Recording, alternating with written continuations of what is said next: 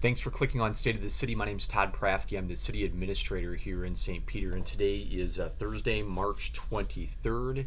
It's about just about 5 o'clock in the afternoon. I know I'm a couple days late getting this done, but I want to get it out there into the world, and thanks for clicking on Facebook or our website or our YouTube channel where you can watch this State of the City. Couple primary things. First of all, to talk about the workshop session from Monday, March 20th. So you can look on here and see there's the agenda for that meeting. You may notice that it was held at our community hospital, Rivers Edge Hospital, on Monday night. One of the reasons it was held there because one of the primary parts of the discussion related to the hospital expansion discussion. I've talked about that a lot here. You'll see a lot in the newspaper about it. You'll see a lot about it in the hot sheet. You'll see us talk about it at future council meetings for sure. This is a major project, and so really the discussion was centered around what's kind of that upper end budget and where those resources coming from and can we afford it. And as I've talked about before, we've had a very methodical approach to reviewing our finances, what's necessary, what's our future look like. And I think the commission and the council, and certainly George and his staff, have done a wonderful job in reviewing this. I think it's important. Well, here, let me show you one of the primary things that I want you to be able to see is here. I got to get to the right tab. This is an important slide in this whole document, and it talks about phases 1 through 8 are estimated about $31.25 million. Our target is a loan amount from the USDA of about $28.65 million.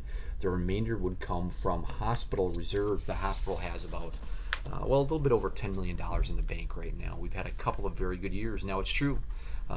For about 4 or 5 years before that, we had terrible years, but now we've had a couple of good years. Our partnership with OFC has been going really well. Our utilization is up dramatically, as is our profitability. I could spend a whole State of the City talking about the pros and cons of this, but as I mentioned before, I think we need to do something. I think the hospital is critical in the fabric of a community, of a growing community, and I think that's no different here in St. Peter.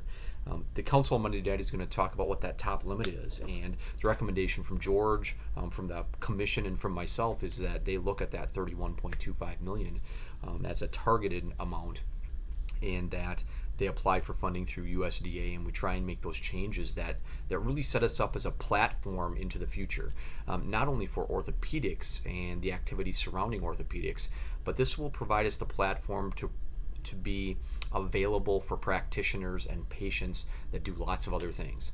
And I think that's important. We can't have all of our eggs in one basket. We have to be ready. It's also true that our partnership with OFC is paying the freight. And so we have to balance that out as well, and some of their needs have to be considered and taken into account as well.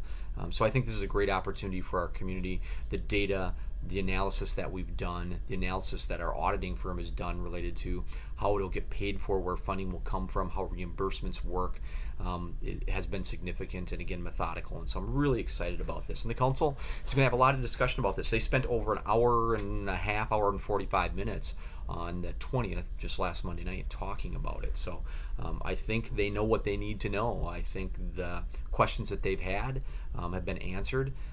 And I hope that that's good for them, and I hope that that's good for the community overall. Again, the hospital is so important within our community. So anyway, that was one of the issues that we talked about. One of the other ones that we talked about was the fire hall location study. So the council heard the presentation from Five Bugles, which is the company that we hired to do some of the architectural and some of this other work. They came and did the presentation on the location study. And so let me get to another page here.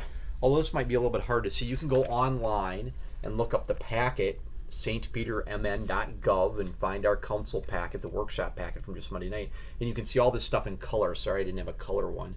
But the stars on there, if you look really close, indicate the locations that were reviewed. And there's 3 or 4 locations that would work very well for a fire hall. So I anticipate on Monday night the council is going to accept this report.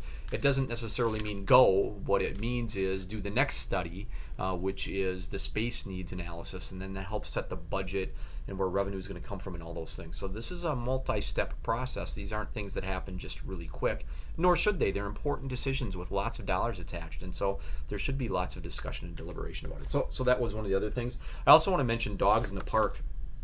I don't know if I have that one tabbed or not. I thought I did.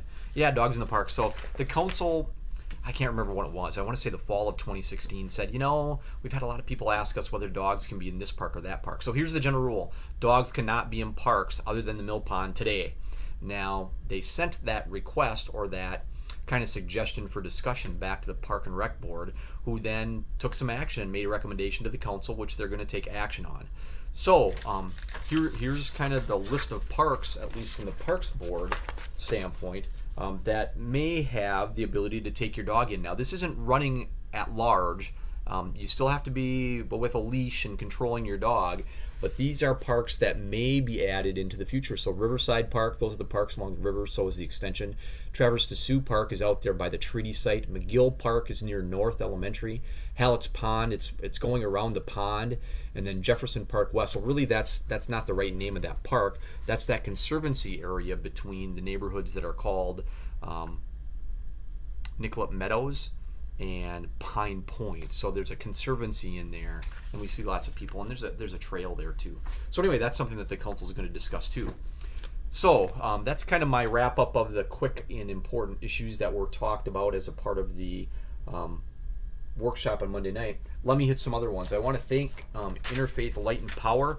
I came and visited with them and a bunch of their group and people that came to a public meeting about renewable energy goals and solar subscription.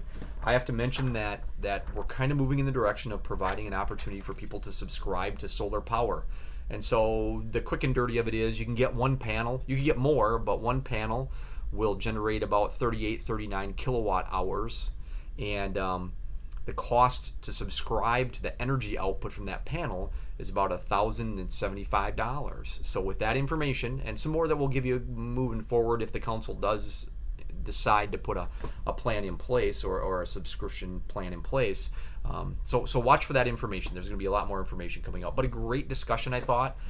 Waiting for people to provide me with some additional input about how we can tweak that program to make it better for folks. I think there's a couple overriding things that are important. One of which is that the council's goal in having this is availability.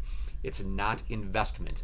So if you're looking at doing this and you're going to make a boatload of money at the end of 5 or 10 or 20 years, that just isn't how this is working, because frankly right now solar energy costs more than where we get energy otherwise. And so, well, it's not a big money saver, but if you want to own a little slice of the sun, which is fantastic, this is a great opportunity for you to do it at a very inexpensive way, at a way that you don't have to have $20,000 to get into it, and in a way that benefits the environment and promotes opportunity for additional solar power to be put on the SIMPA system, on the city system, and for you.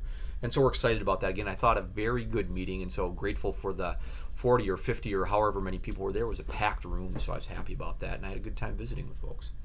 The next one I want to mention is that I and a couple council members have been at the legislature a couple times over the last few weeks, maybe 3 or 4 times over the last few weeks, pushing for money for the Minnesota Square Park Pavilion. The City Council has said that they have some resources certainly to do it as well, but since it's a regional arts venue, we're hoping that the state, through legacy funding, will help fund a portion of the reconstruction of that really important icon and in Minnesota Square Park. So we're excited about that and happy to be able to at least talk in front of the state legislature about why it's important to not just St. Peter, but our region. I also want to mention that we were at the Builders Show for Traverse Green, and so here's a poster about Traverse Green. Check it out on Facebook. You see the little Facebook thing down here on the bottom. And so here's great information about what can happen for working families and how we can get them into housing. We're really excited about this. We've done it before in Nicollet Meadows and Washington Terrace, and we're looking to do it again in Traverse Green. And so if you want some more information, check us out on Facebook. Give us a call. Ask for Russ. We'll be happy to try and help you out with that. I also have to mention that the hot sheet, here's a copy of the hot sheet. This is our electronic newsletter that comes out weekly, usually on Monday.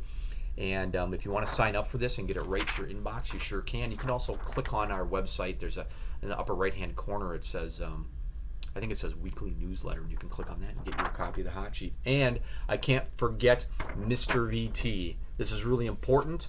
Our joint arrangement for transit with LeSueur, we're excited about that. And so one of the big things that's happened, the local service hasn't changed that much, but the corridor service from Le Sueur to Mankato to St. Peter is really helpful to folks that use and need transit. And how you can call for reservations or to get transit to serve you is right here. I know this is a flashy graphic, but MRVT 888-880-4696. 888-880-4696. My last one is here's how you can get a hold of me. There's an email. You can email Barbara in my office. You can check us out on our website. We would love it if you'd like us on Facebook or give me a call. I'd be happy to come visit with your group or just talk to you on the phone if you have a question about anything that I've talked about here or anything else going on in St. Peter. So with that, I'm going to click off, but thank you again for clicking on State of the City. Hope to see you again next time.